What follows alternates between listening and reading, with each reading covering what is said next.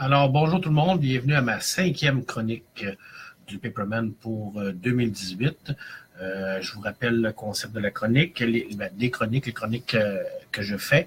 Alors, je vais toujours parler de livres ou de BD majoritairement qui sont disponibles à la bibliothèque François Hertel du Cégep de la Pocatière où j'y travaille. Et ces livres-là, ces BD-là sont tous disponibles, bien entendu, au grand public. Alors, pour les gens de la région, vous pouvez venir les emprunter, les lire, les regarder. Il n'y a aucun problème. Et puis, comme c'est une chronique en direct, eh bien, je vais répondre à vos questions, vos commentaires, vos suggestions en direct, vos salutations également. Et puis, il n'y aura pas de flafla, pas d'effets spéciaux. Alors, ce n'est que moi et vous. Alors, aujourd'hui, j'ai décidé de vous parler de quelques trucs. Il y a mon ami Yann qui me dit salut. Alors, salut mon ami Yann de Montréal. Je vais vous parler d'une série en particulier que ça fait longtemps que je vais vous parler, de la série Soda. Et puis, par la suite, je vais bifurquer un peu sur Carbone modifié de Richard Morgan en roman, parce que j'ai terminé la série, puis je voulais en parler en roman. Et puis, je vais aussi parler un peu de la série Conan encore une fois, mais je vais revenir un peu à la fin avec ça. Il y a mon ami Eric qui me dit salut. Martin également. Alors, je m'excuse si j'ai l'air un peu moins énergique aujourd'hui. Alors, je suis en train de combattre un virus. Je ne sais pas lequel, mais il est féroce. Et puis, il me gruge mes énergies. Alors, ça se peut que j'ai l'air un peu plus amorphe. Alors, je m'en excuse. Alors, si je bafouille, pardonnez-moi. Il y a mon ami Stéphane qui me dit « Soda, très bonne série ». Effectivement, alors, allons-y. Bonjour, Monsieur Duguay. Merci. Bonjour à vous également. Pourquoi je vous ai parlé de Soda? Parce que récemment, pourquoi je veux vous parler de Soda? Tout d'abord parce que c'est une série que j'adore. C'est une série que j'ai connue il y a fort longtemps, parce que Soda, ça fait quand même plus de 15 ans que ça existe. En fait, ça fait 18 ans que la série existe chez Dupuis. Et dans les grandes folies de tout adapter, on sait que le petit Spirou a été adapté, Spirou et Fantasio a été adapté, on a vu que Gaston Lagaffe va être adapté, on a vu la très mauvaise bande-annonce, selon moi, sortir sur les médias sociaux, et on a vu passer quelques nouvelles comme de quoi Soda allait être probablement adapté au cinéma également. C'est pas nouveau, ça fait longtemps que ça se parle. Je sais que Gazzotti en parlait déjà dans les années 2000 à l'époque. Alors, c'est vrai que c'est une série qui s'adapte bien parce que c'est une série qui est faite, qui est quand même assez bien faite pour être adaptée. C'est très cinématographique comme série, un peu plus que Gaston Lagaffe, par exemple, où c'est vraiment rien que des gags très difficiles, selon moi, à remettre en écran. Mais je voulais d'abord la faire connaître comme étant une BD. Parce que je trouve que c'est malheureux ces temps-ci, ces temps-ci, ça fait quand même un bout, là, mais ces années-ci que on commence à connaître de la BD, mais par les films. Alors, ça serait bien aussi de faire de la promotion pour faire connaître aux gens avant tout que c'est des BD. Hein. Valérien et Laureline, c'est pas un film de Luc Besson. Hein. Avant tout, c'est une BD de Mézières et Christian. Alors, c'est ça, j'ai décidé d'un peu de devancer la possible adaptation pour parler de Soda, pour vous la faire connaître pour les gens qui ne la connaissent pas et en parler avec les gens qui la connaissent. Alors, Soda, c'est quoi la prémisse de Soda? Alors, allons-y. Et là, je vais faire beaucoup de lectures aujourd'hui, puis je vais présenter beaucoup de pages couverture, de dessins. Je n'ai pas tous les Sodas à la bibliothèque, parce qu'ici, on les a en intégrale. Et les intégrales, des fois, sont difficiles à avoir, surtout au niveau de Soda, le volume 1. Alors, je vais quand même vous montrer ceux qu'on a.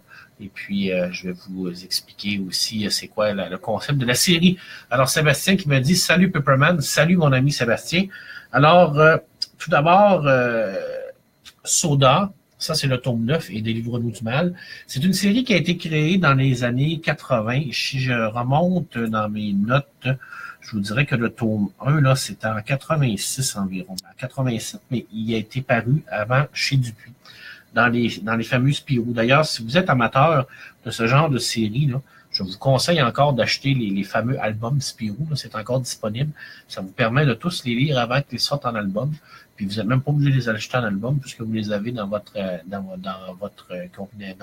gros recueil Spirou. Soda. On m'appelle Soda, mais mon vrai nom, c'est Solomon. David Elliott Hannon Solomon. Si elle savait, ma mère vous dirait sans doute que je suis policier. Mais à New York, il n'y a pas de policiers, juste des flics. De toute façon, elle ne sait pas. Ça l'inquiéterait, elle m'a toujours cru pasteur. Depuis l'an dernier, elle habite avec moi, elle ne sort jamais et ne lit pas les journaux qui sont pleins de violence. C'est pas plus mal, les types que j'arrête sont parfois un peu morts. C'est la prémisse de Soda. Soda, c'est un fils de shérif. Son père était shérif dans une petite ville de Providence, dans l'Arizona. Et puis, il est parti très jeune de la maison.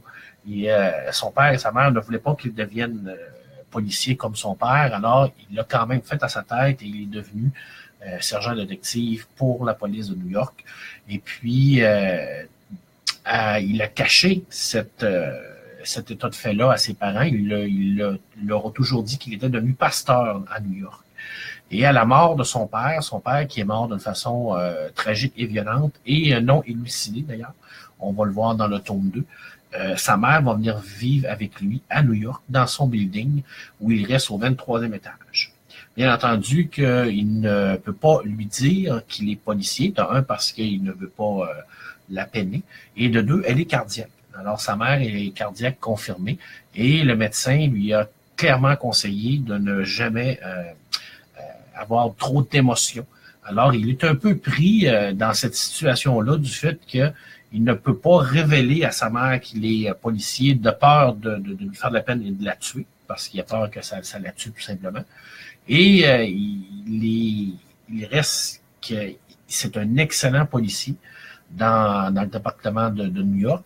Et puis, il est pris, il vit cette situation-là dans toute son existence.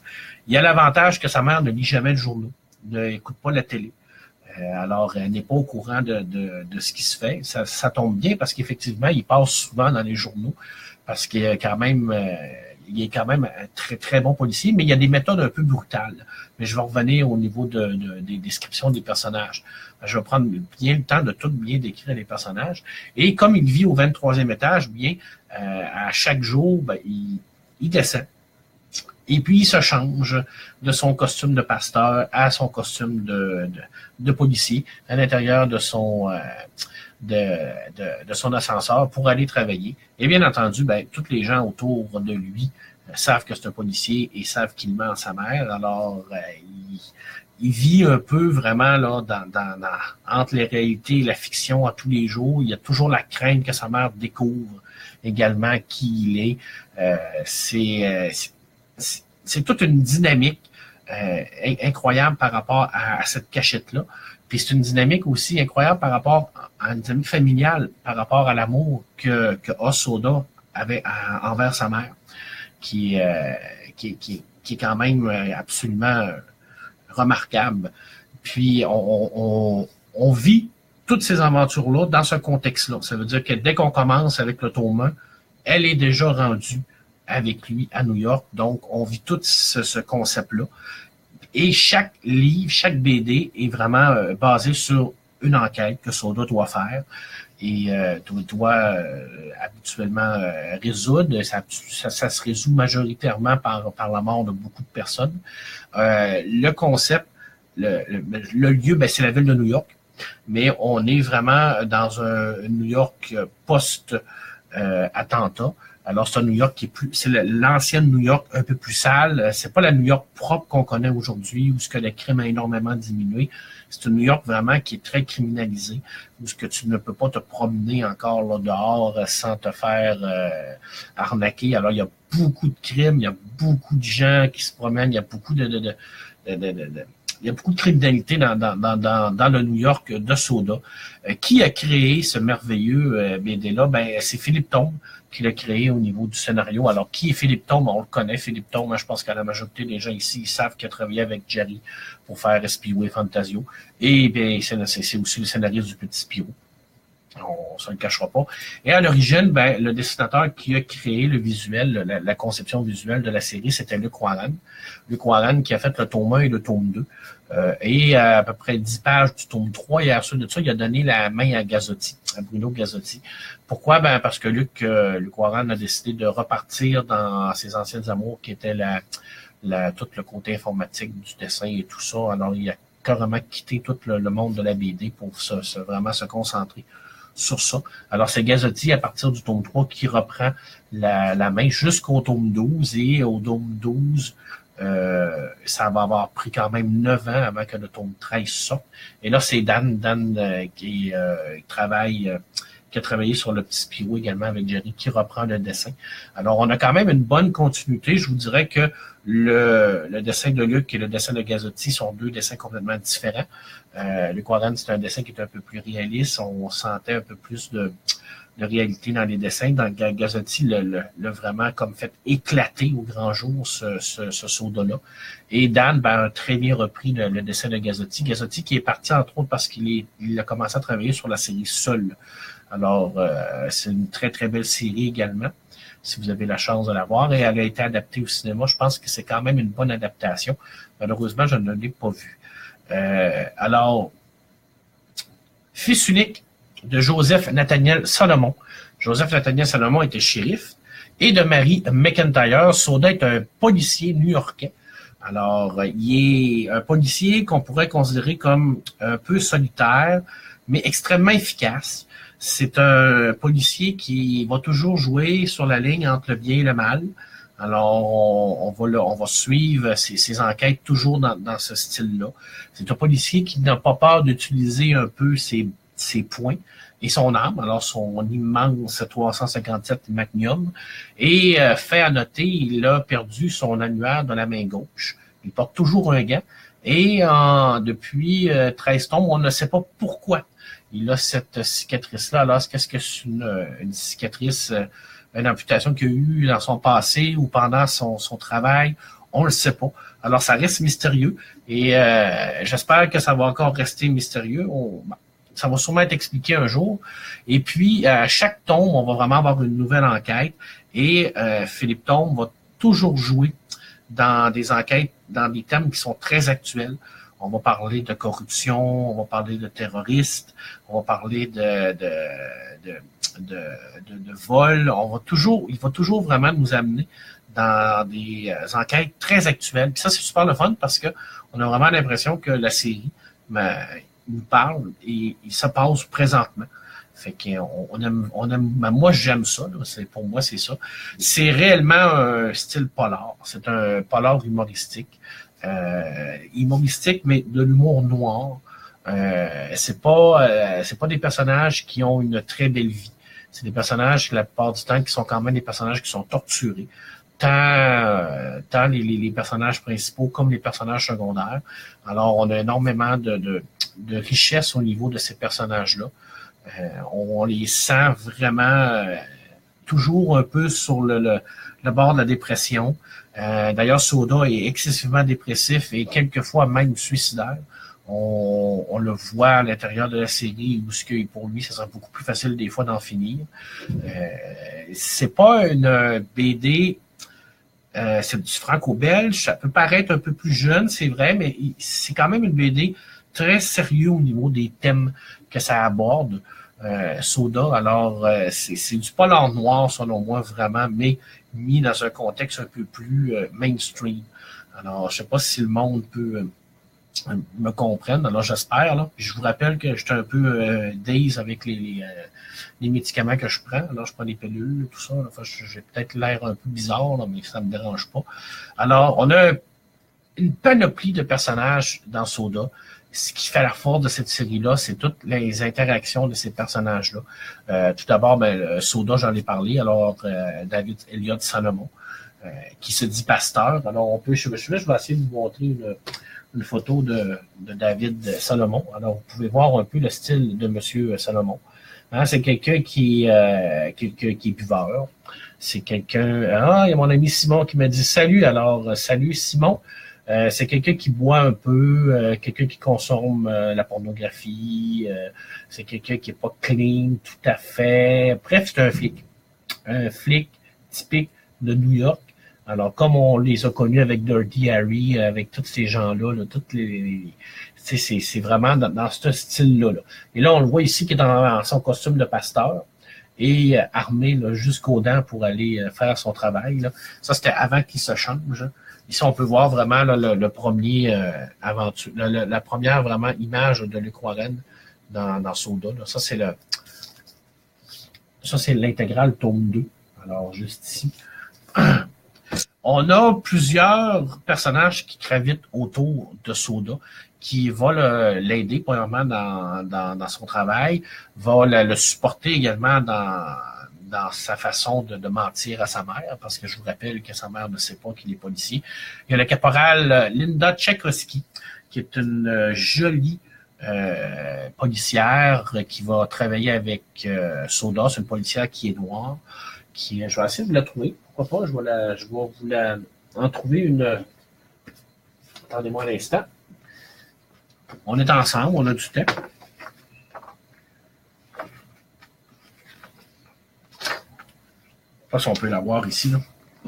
Notre chère Linda. Alors, il y a Eric qui dit, on se revoit ce soir. Oui, salut Eric. Alors, Linda, c'est un peu la confidente de Monsieur Soda. C'est également une femme qui possède un peu les mêmes méthodes de travail que Soda. Alors, c'est quelqu'un qui est brutal, c'est quelqu'un qui a des méthodes musclées. C'est pas un personnage qui est typique du personnage féminin des BD. C'est un personnage qui est un peu plus en courbe, très jolie, elle est noire, elle détonne avec ce qu'on connaît comme personnage féminin. Puis c'est un personnage également féminin qui est très, très fort, parce que c'est un peu comme le penchant de Soda. Alors, c'est à partir du tome 3, elle va devenir sa coéquipière attitrée.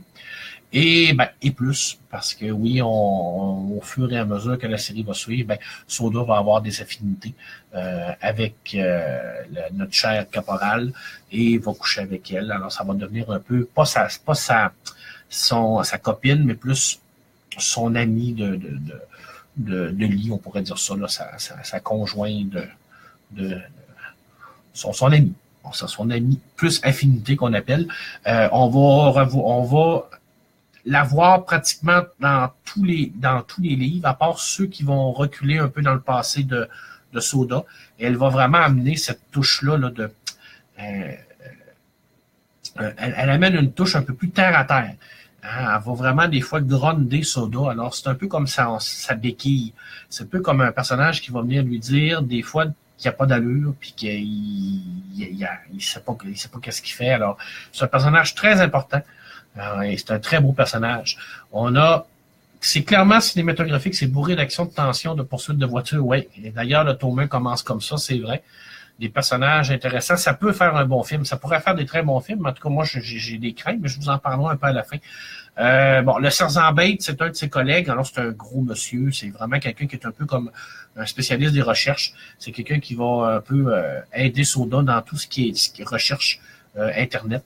Alors, c'est pas un homme de terrain, c'est vraiment quelqu'un qui est là pour l'aider. Alors, on le voit souvent. Alors, c'est souvent grâce à lui, que Soda est capable d'avancer dans ses enquêtes. Alors, bref, je vous dirais même que le sergent Bates, c'est probablement l'enquêteur en chef dans toutes ces histoires-là, parce que Soda, lui, est souterrain. Quand il a besoin de quelque chose, il appelle le sergent, le sergent est trop, puis voilà. Alors, il fait vraiment une bonne équipe ensemble. Il est complice, bien entendu, de ce que Soda cache, parce qu'il sait il sait bien entendu que Soda cache à sa mère qu'il est policier. Il est marié, il a 5 enfants et malheureusement, c'est quelqu'un qui trompe énormément sa femme. Alors, il y a des aventures occasionnelles avec quelques petites copines ici et là. Alors, quand je vous dis que c'est tous des personnages qui sont tordus, là, c'est vraiment, là, c'est comme ça. Là. Hein? Marie Salomon, c'est la mère de David. Alors, c'est elle qui vient un peu mettre le trouble dans la vie de David en arrivant dans sa vie où elle va vivre avec lui. Alors, je vous l'ai dit, elle a quitté la ville de Providence quand son mari est mort d'une façon un peu étrange. Elle vient vivre dans l'appartement de Soda. Elle ne quitte pratiquement jamais l'appartement, sauf à la fin où elle commence à la quitter plus. Et d'ailleurs, ça va amener des graves problématiques à Soda parce qu'elle va commencer à avoir un contact plus constant avec la réalité. Alors, ça veut dire qu'il y a plus de chances qu'elle découvre que son fils est policier. Il y a Goliath, le chat de notre chère amie Marie, qui n'aime pas beaucoup Soda, alors qui partage son appartement. Et je terminerai avec le capitaine Pronzini, qui est le supérieur de David Solomon. Et du caporal et du sergent. Et il y a comme toujours des gags récurrents avec le capitaine Bronzini parce qu'il y a beaucoup de difficultés à garder ses petits animaux domestiques. Alors, il arrive toujours de quoi? Alors, il va avoir une tortue, il va avoir une mouche, un chat, un poisson rouge, un écureuil. Alors, ça va vraiment il va toujours avoir un élément à l'intérieur de ça qui va comme éclaté. Là, son animal ne survivra pas à ça. Alors, on a vraiment une très belle dynamique, une très belle une dynamique entre ces personnages-là qui fait en sorte que, oui, comme dit Stéphane, on les prend et on les met vraiment dans des enquêtes, mais des enquêtes qui vont vraiment mélanger tout le côté investigation, mais le côté action aussi. Soda, c'est ça qui est le fun, c'est que c'est un polar, mais c'est un polar qui amène beaucoup d'action. Alors, on a énormément de fusillades, énormément de poursuites, énormément comme mon ami Stéphane dit, de la tension à l'intérieur de ces enquêtes-là. Et puis, on joue des fois avec des trucs très gros. On n'a pas peur d'aller dans des endroits où d'utiliser des termes très très durs, tueur à gage, règlement de compte, c'est du lourd comme on appelle là. C'est vraiment, mon ami Michel serait pas content que j'utilise cette expression-là, mais c'est vraiment des thèmes qui sont lourds. C'est pas des thèmes qui sont légers comme enquête. Et d'ailleurs, chaque enquête, chaque album a un titre qui est relié avec la religion, et je vais vous les nommer, parce que je trouve ça vraiment intéressant de la façon qu'ils amènent ça. Les thèmes principaux qu'on va utiliser dans Soda, je l'ai dit, hein, je veux dire, c'est la police, probablement parce que ça tourne autour de ça. Alors, comment ça fonctionne. Il y a tout le côté de la mort, parce que la majorité du temps, tout le monde meurt. Il y a au moins une mort dans chaque BD. Alors, ça se tue énormément. C'est énormément violent comme BD parce que ça parle vraiment de cette violence urbaine-là. Vraiment, vraiment. Et bien entendu, ça parle de tout le côté familial qui est très présent dans Soda parce que ça part tout de là, de cette dynamique familiale-là entre un garçon et sa mère. Alors, dans les albums, je vous l'ai dit, je ne les ai pas tous ici, mais je vais vous montrer des exemples d'albums. Il y en a 13, avec des titres très, très, toujours relatifs à la religion. Exemple, le tome 1, c'est Un ange trépasse. Le tome 2, c'est Lettre à Satan. Lettre à Satan, c'est un des seuls tomes où on retourne un peu dans le passé. Pas un des seuls, c'est un des tomes où on retourne dans le passé, où on comprend vraiment comment Soda est arrivé à New York quand il est parti de Providence, alors comment il est devenu policier. Alors, c'est comme un album qui recule. Là, c'est le dernier tome de Warren. Alors, Dieu est mort, tu ne buteras point, que j'ai ici, tu ne buteras point, je ne l'ai pas ici avec moi, malheureusement. Alors, Dieu est mort ce soir, fureur chez les saints, confession express, lève-toi et meurs, tu es en paix. Dieu seul le sait, délivre-nous du mal, prière et balistique, code Apocalypse et le dernier qui est Résurrection. Habituellement, c'est des albums qui sont seuls, une enquête, un début, une fin, c'est fini. Le tome 13 est différent. Alors, le tome 13 qui est sorti en 2014 a commencé une histoire, mais elle n'est pas terminée. Alors, on attend toujours de l'avoir, mais ça fait quand même 3 ans, 4 ans, ça va faire 4 ans là que le tome est sorti. Alors, il y avait quand même, entre les deux, il y avait 9 ans. Entre le tome 12, quand Casotti a arrêté de faire la série, on était en 2005, et le tome 13 est sorti en 2014. Alors, on a quand même eu une période de 9 ans de flottement entre les deux. Et là, on retourne encore avec une période de flottement de 4 ans. entre le tome 13 et le tome 14 qui devrait compléter l'histoire du tome 13. Alors, il faut être patient si on aime Soda dans les dernières années pour la continuer. Ma crainte, c'est qu'elle arrête parce qu'il y a quand même énormément de temps entre les séries, mais on verra, comme on dit, on verra. À quoi ça ressemble, Soda? Je n'ai pas les premiers dessins de Luc Warren parce que je n'ai pas, malheureusement, l'intégrale, le tome 1. Par contre, j'ai quand même les nouveaux par Gazzotti et le dernier par Dan. Je vais vous montrer un peu de quoi ça a l'air comme dessin. Alors, je vais vous montrer un peu, là. Ça, c'est le dessin de Gazzotti. Ça, c'est dans Délivre-nous du mal. Délivre-nous du mal, c'est un album qui est spécial parce que on va vraiment apprendre le passé de Soda. Alors, qu'est-ce qui est arrivé à son père? Alors, c'est la seule BD qui ne se passe pas à New York, mais qui se passe à Providence. Alors, on a vraiment là un style très, très dynamique de Gazzotti. Hein? Et quand je vous l'ai dit là, que le pasteur Soda, il y a vraiment des tactiques un peu plus robustes. Ben, on en a un bon exemple ici. Là. Hein? Un dessin, je vais vous en montrer une autre planche. À quelque part, elle est super belle à la fin. Là.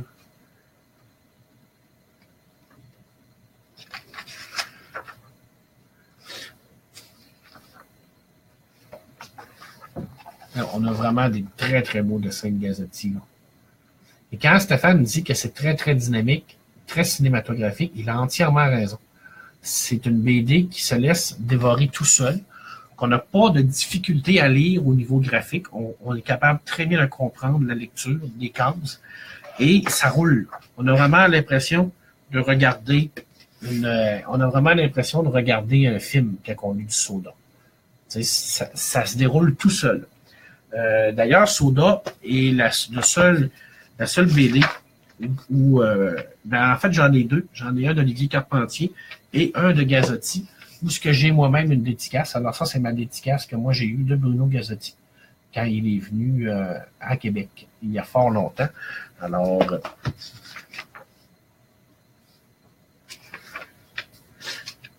pouvez voir, quand je vous dis là, la gestion du dynamisme et de l'action de Gazzotti, c'est extraordinaire.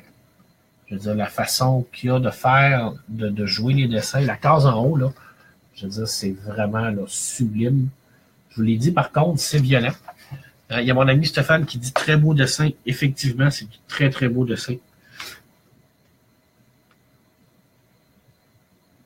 Et dans le texte de Philippe Thome, ben, il y a quand même une façon de dénoncer un peu notre société qu'on a aujourd'hui, parce que si veut pas, ça parle de ça. Et j'ai toujours beaucoup aimé cette partie-là de la BD que je vais vous lire. Alors, nous dépensons un fric que nous n'avons pas pour acheter des choses dont nous n'avons pas besoin, pour impressionner des gens que nous n'aimons pas. Tout l'argent versé aux impôts en une vie par un homme est dépensé en une seconde dans cet état.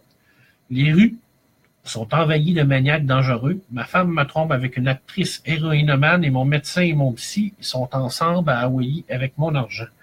Je meurs d'envie de me mettre à fumer depuis que mon hamster est mort en chiquant des patchs à la nicotine.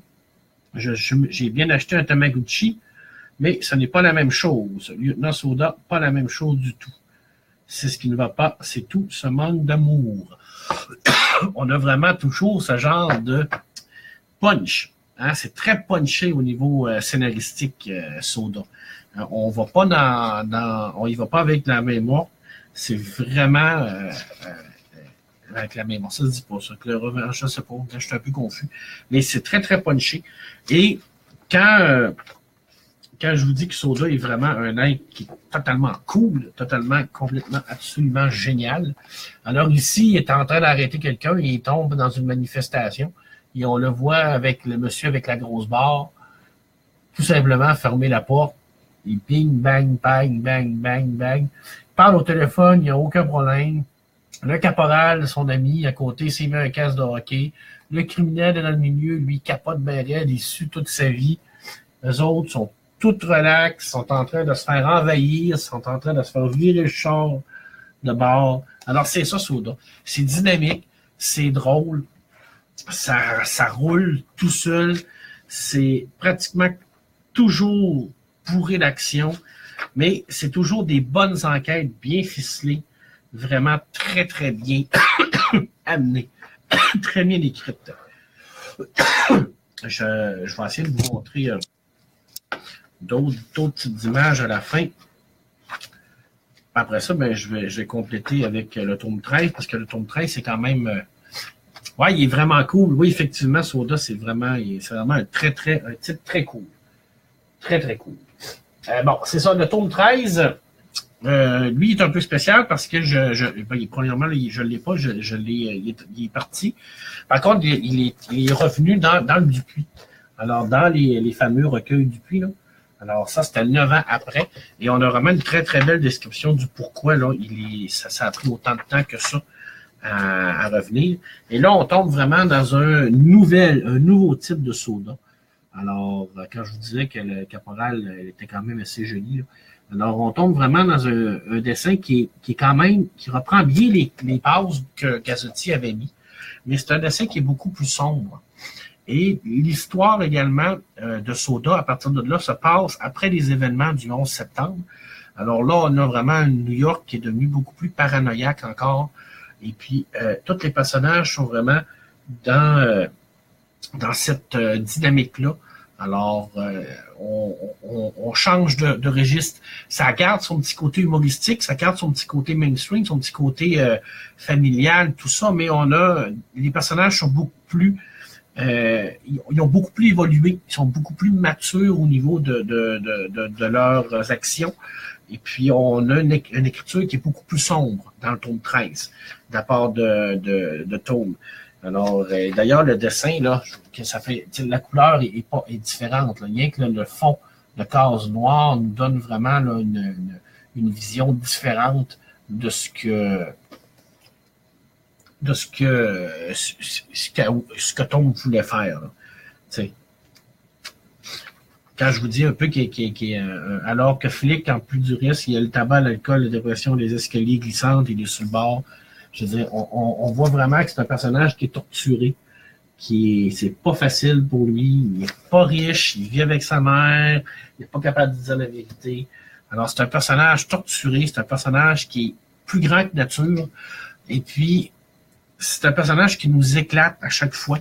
À chaque lecture, on a l'impression qu'il vient nous chercher, parce qu'il c'est pas quelqu'un de parfait. Et on aime ça s'identifier à des gens qui sont comme ça, qui sont comme nous, qui ne sont pas parfaits. Alors, c'est une très, très belle série, Soda. J'espère que je vous ai donné le goût de la lire. J'espère que je vous ai donné le goût d'aller la feuilleter. Parce que, j'essaie de vous montrer un peu encore une fois, là, les dessins, là, comment c'est très dynamique. Là. Hein? Alors, voilà pour Soda. 13 tomes de pur bonheur. Alors, j'espère en avoir un 14e bientôt. Alors, c'est tous chez Dupuis et c'est tous disponibles encore, bien entendu. Je pense que c'est pas trop dispendieux non plus. Là. Alors, vous avez la possibilité d'aller lire ça également à votre bibliothèque. Allez-y, sautez là-dessus. Policier, humoristique, action, très cinématographique, très touchant également comme BD. Des très beaux personnages, très bien développés. Alors, allez-y, lancez-vous là-dedans. Lancez-vous dans Soda. Vous m'en donnerez des nouvelles. Alors, merci. Merci d'avoir pris le temps de parler de Soda avec moi. Deux petites choses en terminant. Il y a une série à Netflix qui s'appelle Carbone modifié, que j'ai vue, que j'ai écouté les 10 numéros. Une série d'anticipation qui parle de transhumanisme et de cyberpunk dans le futur. J'ai adoré cette série-là. Elle n'est pas parfaite, mais j'ai beaucoup aimé ça. Et ben, je suis en train de lire le livre Carbone modifié de Richard Morgan. Et tant j'avais aimé le romanceur de Gibson, qui était comme un peu le roman fondateur du cyberpunk, tant j'adore ce roman-là. Pour son petit côté post-cyberpunk, où on a un personnage vraiment qui prend part à l'action. Je trouve que c'est super bien écrit. Je trouve on tombe vraiment dans de la hard science-fiction, mais très bien faite. Alors, regardez la série, lisez le livre, vous lisez le livre et regardez la série. Un des deux, je sais pas. Mais moi, en écoutant la série, ça m'a donné le goût de lire le livre. Alors, j'ai plongé dans Carbone modifié. Et puis, c'est vraiment très, très, très, très bon. Je termine en vous parlant de Conan. Vous savez que j'en ai parlé beaucoup, qu'il va y avoir excusez-moi, une série qui va être adaptée de Conan. Attendez-moi un instant. Alors, c'est chez Glénat. Alors, ça va être moi, c'est vrai, je ne vous l'ai pas dit, chez Dupuis, c'est la collection Repérage Dupuis. C'est des fois, vous allez voir votre libraire, là. C'est dans la collection Repérage Dupuis. Alors, qui est comme une collection plus adulte, là, chez Dupuis. Alors, parce qu'effectivement, c'est un peu plus adulte comme BD. Donc, chez Glénat, dans la collection Graphica, on a décidé de faire une série de BD sur Conan. Alors là, ici, c'est M. Morvan, entre autres, qui a participé là-dessus. J'en avais déjà parlé. Pourquoi j'en parle là? Parce que on a eu les 2 premières nouvelles qui sont sorties. Alors, ça va être les 2 premières adaptations qui se feront. C'est La Reine de la Côte-Noire par Morvan et Alary au dessin. Et puis, le deuxième, c'est Le Colosse Noir une série que j'ai suivie sous Gazzetti. La chronique m'a donné le goût d'aller voir ce qui fait de nouveau dessinateur. Oui, la série seule, Monsieur Duguay. Allez voir ça si vous avez la possibilité. C'est fait par Fabien Verman au scénario et Gazzetti au dessin. Alors, c'est l'histoire de jeunes, à un moment donné, qui se réveillent et il n'y a plus aucun parent dans la ville. Alors, il faut vraiment qu'ils se mettent tous ensemble pour essayer de survivre. C'est vraiment une série sublime. Seul. C'est une très, très belle série. Et on est rendu, je crois, au tome, attendez-moi un instant, au tome 11. Alors, on est au cycle 3 de cette série-là. Et c'est chez Dupuis également, je crois. Alors, je pense même que c'est chez Repérage Dupuis aussi, mais je sais que c'est chez Dupuis. Alors, oui, Gazzetti, c'est un excellent dessinateur qui, malheureusement, n'a pas fait énormément de choses. Mais quand il se met sur une série, il met beaucoup de temps et beaucoup d'énergie. Ça paraît dans le dessin de Soda, puis ça paraît dans le dessin de Sol aussi. Alors, c'est une vraie belle série. Oui, alors je reviens à Conan. Alors, le deuxième, La Colosse Noire de Vincent Brungoine au scénario et de Ronan Toulhat au dessin. Alors là, on a décidé de reprendre les textes originaux de Howard, parce qu'on sait que Howard a beaucoup été... ces textes ont beaucoup été changés, modifiés par d'autres auteurs à la suite de sa mort et tout ça. Alors là, on a décidé vraiment de revenir à la base. D'ailleurs, la série s'appelle le Conan le Cimérien, parce que c'est ça, Conan le Cimérien. Et on va avoir une série de 12. C'était annoncé pour 12. J'ai eu M. Morvan qui m'a dit qu'il allait probablement en avoir plus que 12. Alors, ça va être une très belle série à vous procurer pour les amateurs d'Heroic Fantasy et surtout pour les gens qui ne connaissent pas Conan et qui voient Conan comme étant la série de films ou les BD de Marvel. Ben, ça va vous permettre d'avoir une vision plus éclairée de ce que est le personnage de Conan. Alors, c'est le fun de revenir à la source. Et pourquoi je dis Conan le Cimérien? Parce que je terminerai avec une petite citation, si vous me permettez. Alors, Conan le Barbare, pas plus que Sherlock Holmes ne prononce une seule fois le mythique élémentaire, mon cher Watson. Dans les 4 romans et les 56 nouvelles de Sir Arthur Conan Doyle, Conan le Cimérien n'est jamais appelé Conan le Barbare par son créateur dans aucune de ses nouvelles. Alors, question de respecter M. Howard. Dorénavant, appelez-les donc Conan le Cimérien, s'il vous plaît. Et pour savoir, si vous voulez avoir une description de ce que Howard faisait de Conan, pour savoir est-ce qu'il est plus Arnold ou Jason dans les films, alors Howard décrit systématiquement Conan comme un individu puissant, mais agile, capable d'escalader une falaise à main nue, et il ne cesse de les comparer à un félin, une panthère ou un léopard, donc capable de se déplacer à des vitesses impressionnantes. Il nous explique également qu'il est polyglotte et qu'il passe des heures accroupi dans les cours de philosophie. Il a écouté les arguments des théologiens et des professeurs et il s'exprime par autre chose que des porigrimes. Après cela, faut-il vraiment nécessaire de préciser que Conan n'assomme jamais des chameaux dans les nouvelles? Alors, je crois que cette série chez Glénat va nous permettre de replacer le personnage de Conan dans son contexte et de revoir un peu plus le Conan de Howard et non le Conan comme on l'a vu dans les films, qui est malheureusement un peu trop éloigné de la réalité de Howard. Là-dessus, je vous souhaite une bonne fin de semaine. Je vous souhaite de la bonne BD. Et puis, la semaine prochaine, je ne sais pas de quoi je vais parler. Je vais peut-être encore me laisser tenter par des faits ou des nouvelles. Comme Soda, c'est vraiment une nouvelle qui m'a fait pencher pour parler de Soda. Et si vous avez une BD à lire en fin de semaine, eh bien, allez à la bibliothèque, allez vous chercher un Soda, vous allez rentrer dedans, mais une fois que vous avez commencé à lire un Soda, vous allez dévorer les 13, vous n'avez pas le choix, parce que ça fait vraiment cet effet-là. C'est addictif, c'est bon, puis on a vraiment l'impression de voir un très bon policier devant nous. Et pourquoi je ne veux pas le voir adapté au cinéma? Ben, j'ai des craintes avec ce qui ont été fait récemment. J'ai peur que ça soit pas très bon, mais comme Stéphane dit, c'est vrai que c'est très cinématographique. Alors peut-être qu'on pourrait lâcher la chance au coureur, puis que je me suis encore un peu trop emporté. Mais j'aime beaucoup Soda. Et à la base, pour moi, Soda, ben, c'est de la BD. Et sinon, j'aimerais qu'on passe par la BD en premier pour aller voir le film et non passer par le film pour venir voir la BD. Ça serait le fun des fois de faire des efforts de promotion pour bien expliquer aux gens que c'est avant tout de la littérature. Hein, je veux dire, c'est la base. Alors, on va essayer de faire ça. J'essaie de faire ça. Alors, je vous remercie beaucoup de votre écoute. Un petit j'aime, un petit partage, puis je vous souhaite à tous une bonne fin de semaine, une bonne BD. Bye bye!